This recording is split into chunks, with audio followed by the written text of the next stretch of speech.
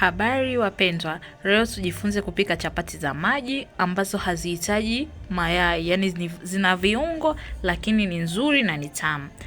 Mahitaji ya kwanza, tutahitaji unga. Mimi na unga wangu hapa nusu.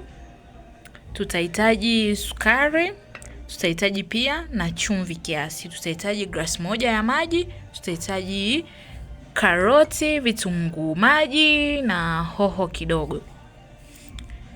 Then tuende tukaangalie jinsi gani ya kuchanganya mchanganyo wetu.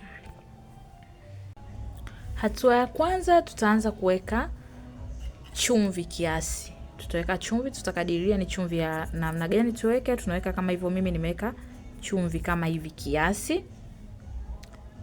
Hatua ya pili, tutaweka sukari. Mimi na sukari yangu hii hapa vijiko 3 nimeweka.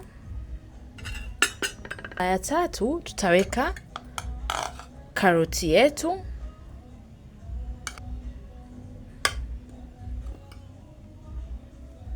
Tutaweka vitunguu vyetu na hoho kwa pamoja, tutachanganya.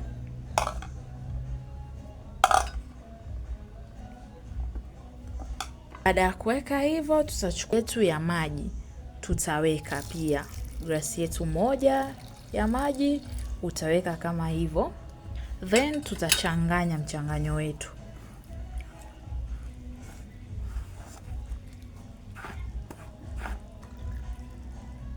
Hapa mimi nimeona maji yamekuwa machache, nimeongeza tena nusu glasi. Naendelea kuchanganya mchanganyo wangu. Mwisho mchanganyo wetu umekuwa kama hivi, sio mzito sana, sio mwepesi sana, yani upo katikati. Hauna